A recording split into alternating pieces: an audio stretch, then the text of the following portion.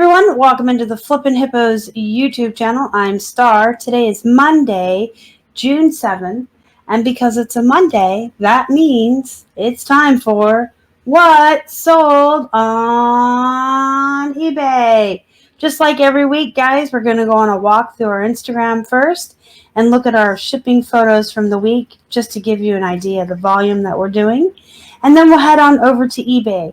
I have all the plush that sold last week ready to show you guys, as well as some highlights from our sales, whether they're BOLO items or tried and true bread and butter brands that sell good for us.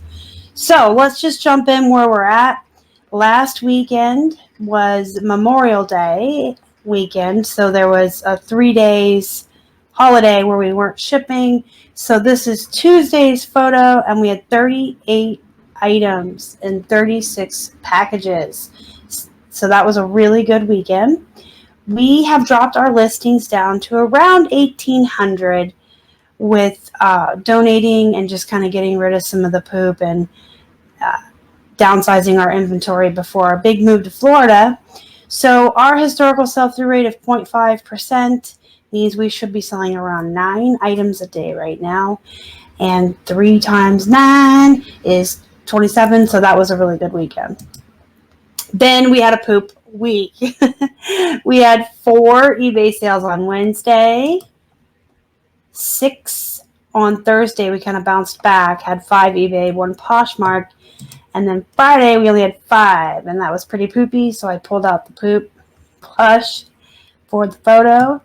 And then this past weekend, not too great of a weekend. We had 20 packages total. 18 of those were eBay sales and 2 were Poshmark. So we were about 7 shy, but we went out of town this weekend. We had left early Friday morning, and we did not work again until this morning, Monday morning. So we didn't even do the unsolds or anything. There was like absolutely no activity on our store for 3 full days. We knew that. We had planned for it. We knew going into it. So you can see what happens when you're not putting in the work. Hopefully we'll bounce back at least this week. If not, maybe next weekend will be better. But we still were only 7 shy, and that's pretty darn good for not having any activity. So we aren't mad about it. All right, let's go over to eBay. We'll start with the plush. You guys are looking at Cookie Monster. This Cookie Monster has been around since we used to go to the Bends, which I guess was back when dinosaurs were on the earth. It was a long time ago. You guys know we do not go to the Bends anymore. He had damage on his eyes, and he was a FisherPrice. So the thing with a lot of these licensed characters or pop culture characters, if they're Hasbro, Mattel, or FisherPrice, they are not going to sell for as much as like the official Sesame Street or Disney Park, Disney Store, things like that. So he was just a FisherPrice, and he did have damage. So he took a while to move, and when he did sell, I took a best offer of $9.27 just to get him out the door. He shipped first class. Next up, we have a Disney Store Tiny Big Feet Thumper. That is what the tag says. It's Disney Tiny Big Feet, and it is Thumper. He's very tiny. See? 4 inches. Little 4-inch plush. But he's so cute with his big feet. He came out of a wholesale lot, so he was about 50 cents. And he did sell for $14.99 and shipped first class. Next up, we have a FisherPrice Laugh and Learn. This is a talking, singing dog. We had 2 of these that came out of a wholesale lot. They averaged 75 cents a piece. And then we had 2 other ones that one had come from the Goodwill and one had come from a different wholesale lot. So of the 4 talking, singing, learning dogs, we have 1 left. They don't sell that fast, but I wouldn't really call them long tail. Most of them take about a month or 2, which I guess is fast for plush. There's different ones. They have different sayings on their little hands. This one has a heart on her tummy. There's boy ones, so like you can see she has purple bows and pink ears. There's some that are like way more blue orientated and they're meant to be boys. I would say if you ever find any of these for a couple bucks or less, that's a good cost of goods goal for these. Some will sell for $12 and they'll go all the way up to $20 and $25, depending on which dog you find. Some are more popular and less saturated. Some weigh a pound on their own before you even package them, so you have to be careful with that too. Two of the ones that we shipped, I had calculated shipping on because they went in a priority box. This one only weighed about 12 ounces on her own, so she just got bubble wrap and a poly bag and shipped first class. But again, if you find these for like under a couple bucks, they're good to pick up. And then when you photograph them and list them, I just recommend weighing them so you know if they're going to go first class or priority. If you don't like bread and butter plush and you don't like selling in volume, then you'll want to comp them before you bring them home to see if you have a $12 one or a $25 one.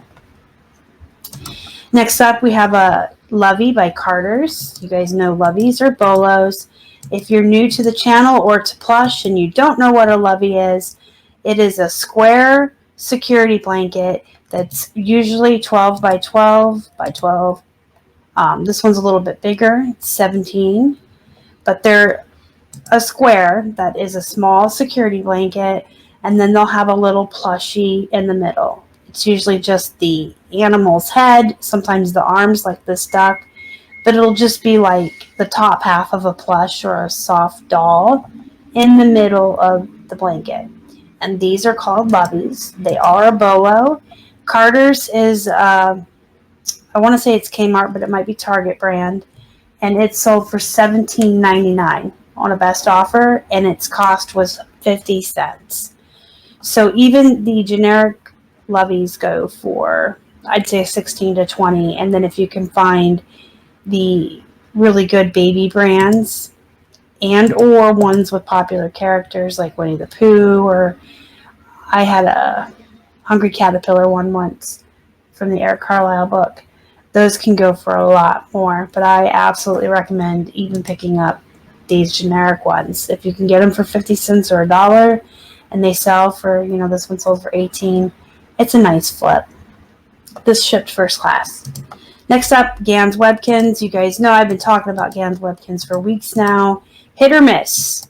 And I don't know that the code always has anything to do with it. I've had Gans without codes sell for $20 or more. I've had them with codes sell for, $12. So they are hit or miss. I will always source them and pick them up. I get them for 50 cents, sometimes less if I'm at a stuff-a-bag like pre-COVID when we would go to the church sales. You could cram as much as you wanted into a bag for a couple bucks. Again, if you don't like volume or bread and butter, comp them before you buy them and make sure you're only getting the higher end ones. But they sell pretty fast, and I do really well with the Gans, so I like the Webkinz. This koala sold for $10.50 and shipped first class. Next up, we have a Pokemon Detective Pikachu Ludicolo. So Ludicolo is a plush pineapple from the Detective Pikachu movie. All Pokemons are bolos. Some characters and some brands will sell for more than others. It just depends on what you've got. This is by Wicked Cool Toys. It's WCT. You can see the tag right there. This is a good brand for Pokemon. This came out of a mystery box, and I believe I averaged everything out in there. It was like right at $1, right under $1. The mystery boxes that I purchased last year and opened with Robert, if you guys remember those. So Ludicolo sold for $16.62. He did ship first class. This is a Boyd's Bears Artisan series. This is Sangria Rabbit. And Boyd's Bears sell fast. I like Boyd's Bears. They're really solid bread and butter. Some of the mini ones and the smaller ones and the special series ones can actually go for bolo prices. But averaged out as a general rule, they're just solid bread and butter. They almost always ship first class. They usually have these little cardboard tags with their name written right on them, so you can put that in the title as a keyword. This one sold for $16.87. I found it for 50 cents. Shipped first class. I'm going to show you guys this because it's sold, but it's already coming back. You guys may remember her. This is Angel from the Lilo and Stitch TV show on TV. And when I had Robert on last time as a guest on the channel, I had her with me while we were live and showed her to you guys. She came out of a wholesale lot. She was about 75 cents. So she did sell for $24.99. However, the buyer actually opened a return for Changed My Mind the very same day we shipped it out to them. So it had just begun tracking. It hasn't even reached the buyer yet. It hasn't even delivered yet. And they already opened a return for Changed My Mind. So what we'll do, and this is why I wanted to show her to give you guys this tip. If you're a top-rated seller, you have the protection where you can choose how much to refund folks when they send stuff back to you. So if you sold something new with tags, they rip the tags off and send it back, you can refund only 50% of what they originally paid because they've now made a new item used. It's up to 50% is the most you can keep. And then you kind of get to selectively decide on your own how much you're going to keep. And then there's a box where you have to write or type in why you're not refunding them in full. We've used this a lot for situations where folks have ripped off tags, where folks have sent back the item damaged or a different item. What normally will happen 99.99999% of the time, the buyer will complain, they'll file a case, they'll cry to eBay. eBay loves to coddle their buyers, so eBay will refund the buyer all of their money, but they'll let you keep what you kept, and you don't get any dings or any bad things happening to your account. So let's say you have someone return a new shirt that cost $50, the tags are ripped off, and you only give them $25 back, and you keep $25. Chances are the buyer will cry about it and open a case, and eBay will coddle them, and eBay will give them their other $25. You keep that, though, and then there's no dings for you. So the reason I'm bringing that up, it is an option that I think a lot of sellers don't know they have. It's built into the top-rated seller. I think it used to be built into the Power Seller program, but they did away with that and combined the two. But it is there for you, for your protection, to kind of enable you to keep some money if folks are being dishonest. Well, when this comes back, I'm actually going to refund them minus the shipping because it was buyer's remorse, and we should not be paying shipping back on buyer's remorse, especially when it had free shipping in the first place. And they opened a return after we shipped it. They could have canceled it before that. So at our discretion, as per that situation, we are going to return less shipping. And that's what that's there for. It's your protection, your discretion for when you get returns. Okay, moving forward, we have a Nike men's t-shirt. This is just a new with tags, nice gray t-shirt. We got it in a wholesale lot. It was about $2.25, I believe, averaged out. And it's new with tags, which is why it sold for so much. The used Nikes don't usually sell for this much unless you have something special. We did take a best offer, $24.05, and it shipped first class. Then we have these wallflower jeans, and I'm showing these to you for two reasons. One, you guys know that I say all the time, the smaller sizes do just as well as the plus sizes. It's the other end of the spectrum. Women who are plus size have a hard time finding clothes in brick and mortar stores, but women who are very small and wear the very tiny sizes also have difficulty. So I like to get size 3s, 1s, 0s, double zeros, the tiny sizes I do well with. And then the second reason I wanted to show you these is to give you an example of a kind of poopy brand, but a unique piece of clothing with a unique print that sells for a little bit more than these would sell plain. So if these were plain blue jeans by Wallflower, I would not source them. I would absolutely leave them behind. But because these had a nice, unique print and they're different, 99 cents cost of goods, absolutely, I'm going to bring it home and try it. They got this nice print. They're a small size. I did have shipping on these. So the buyer paid $20.07 all in to get these shipped to them for a poop brand. So that's a good example of graphics sometimes make a difference. Next up, we have 2 more Nike shirts. These are also new tags, but these are toddler boys, and they're only size 3T. Y'all know I'm not a big fan of kids' clothes and toddler clothes especially. They don't really sell for very much. But these were in with the wholesale lot. They're there. They're here. They came here. We already paid for the lot. And they're new with tags. So I went ahead and listed them. But I put them together as a lot. And I put them up for $20 free ship. But I did take a best offer of $17.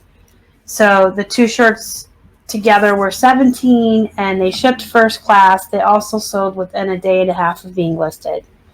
So maybe Nike's new with tags, kids' clothes move quickly. This was my first experience with them. I typically will avoid kids' clothes unless they come in a wholesale or a thread up, and there's something about them I know will help them sell, like being new at tags or something. This is a brand I used to sell in the beginning when Keith and I were first getting started, and I kind of was learning and didn't really know better. If you don't know the story, when Keith and I first started, we would go to the Ben's and the 99-cent days, and we would just buy everything, hundreds and hundreds of pieces, and bring them home and list them. And as we listed them and comped them, that was how we learned which brands were bolos, which were bread and butter, and which were poop. Don't ever get that again. This is somewhere in between poop and bread and butter. I wouldn't really call Alfred Dunn poop, but I wouldn't really call it bread and butter. But there are some sellers who do swear by this brand. I have several friends who sell a lot of Alfred Dunn. They tend to be larger, plus sizes. They're styles and prints that lean towards grandmas. I don't know how to say that nicely. Older generation, and they tend to be larger sizes. And I mean, there's a market for them too. Grandma's got a shop, and people who wear larger sizes got a shop, and I guess Alfred Dunn has a following, but it's not a brand I will personally source anymore. I don't do really well with it, but I do know people who have, 2,000 listings in their store, and most of them are Alfred Dunn, and they do well. So this I got for free, and that's why I listed it. This actually was Keith's grandma's shirt, and it was the wrong size, and she didn't feel like returning it or dealing with it, so she just gave it to me and said, you can sell it in your store. And it took 4 or 5 months to move. It sold for $15.99. I listed it because I got it for free.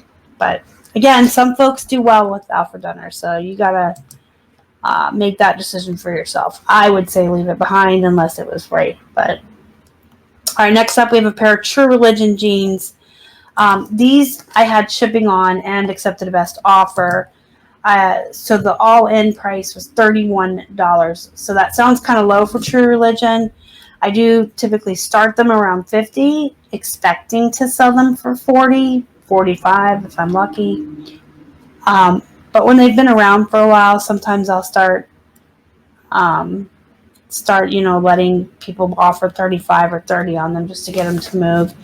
This was a pair that had been around for quite some time, and we are getting ready to move, so I just took the 31 all-in shipping and everything on these. Now, were we not moving and I wasn't trying to move so much of our inventory and downsize, I probably would have just redone these pictures so that that yellow in the background, you see it, that yellowing? I would have made these a whiter background and more crisp, clear photos, and I probably would have put them back in at like $45 free ship or $40 free ship. But $31, I'll take it. These actually came out of a wholesale lot that we got a couple years ago, so that's how long they've been around. And they were only $2. They weren't a pair that I had paid $6.99 for at Goodwill. All right, last but not least, here is a shirt that's been around forever, and I almost pulled it to donate it because it had been around for so long, but I thought, you know what, I'm going to fix the first photo on it. I'm going to take the background out using Photo Room app, which is free, you guys, and it's on Apple and Android. They have a paid version that does some extra goodies, but I only ever really changed the first photo, so free it is. I decided to raise the price back up and make the photo look nicer and see if I could get it to move, and lo and behold, within a couple of days of changing that photo, you can see here, this is what it looks like without the background fixed on the back side of the shirt, and then that one. So it did sell within a couple of days of me fixing the photo and putting it back up at full price. I think I also added the word silk to the title. Sold for $20.18. Now this had come from Goodwill for only 99 cents, so that's a pretty good flip. And it did ship first class. So those were the highlights of our sales from the week and all of the plush that we sold. Let me know in the comments how sales are going for everyone else. Is everyone still feeling that summer slowdown? Are things picking up? How's your listing going? If you have any questions, comments, or concerns, you can always leave those in the comments as well. Or you can join our Facebook group, Flippin' Hippos Reseller Pod. There's a link in the description box to use to join it. Or you can search for it on Facebook. Free to join. You can always go in there, tag me if you have questions, or just ask the group in general any questions you have. And you can always get a hold of me at flippinhipposhelp@gmail.com. Don't forget to hit the thumbs up before you leave and subscribe if you haven't already and help us feed all those hungry hippos. Thanks, guys, for watching. Go be productive. Go make some money. And as always, we appreciate you guys. Y'all are the best. Bye.